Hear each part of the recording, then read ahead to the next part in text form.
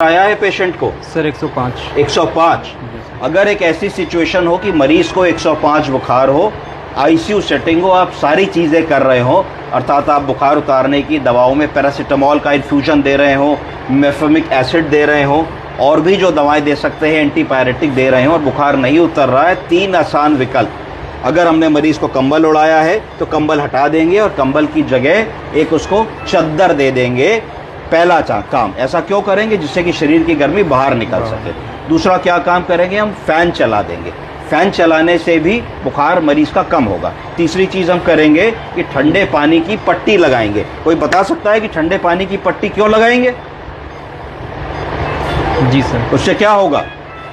Sir हमारी body जो है वाटर जो है उसको इवोपरेट करेगी, उसके लिए मतलब एफर्ट करेगी, जिससे लेटेंट। अगर शरीर का तापमान 105 106 हो गया है तो जैसे ही हम शरीर को गर्दन पोंछिए, जैसे ही हम शरीर को ठंडे पानी की परत से पोंछेंगे तो क्या होगा कि एक ठंडे पानी की परत शरीर पे आ गई।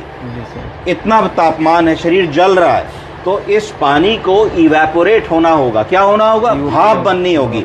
इस पानी को इवेपोरेट होने के लिए, भाप बनने के लिए ऊर्जा की ज़रूरत है। जब आप नहा करके अगर धूप में चले जाइए तो 2 मिनट में सूख जाते हैं, तो थोड़ी देर ठंड लगती है, फिर सूख जाते हैं। क्यों ठंड लगती है? क्योंकि शरीर की सतह पे जो पानी है वो जब इवेपोरेट होगा तो energy, latent heat of fusion for evaporation, वो तापमान शरीर से निकल जाएगा। तो यानी कि 105 बुखार पे जब हम पट्टी कर देंगे तो 2-3 डिग्री तापमान इसलिए कम हो जाएगा क्योंकि उस पानी को उड़ाने की ताकत, ऊर्जा उस टेम्परेचर से मिलेगी। इसलिए हमें पट्टी करनी है। तो पट्टी कर देनी है, पंखा चला देना है, ब्लैंकेट को हटा देना है, ब्लैंकेट हटा करके पतली चद्दर लगा देनी है, और देखना है कि अगर हमारा एंटीपायरेटिक ड्रग को दिए हुए 4 घंटा हो गया है तो वैसी चीज़ रिपीट करनी है। प्लस अगर बुखार आ रहा है, मरीज आईसीयू सेटिंग में है, वेंटिलेटर पे है और एंटीबायोटिक्स चल रही हैं, तो रीअसेस करना है या रिकंसिडर करना है कि कहीं कोई ऐसा बग तो नहीं है जो हमारी एंटीबायोटिक की कवरेज में ना आ रहा हो।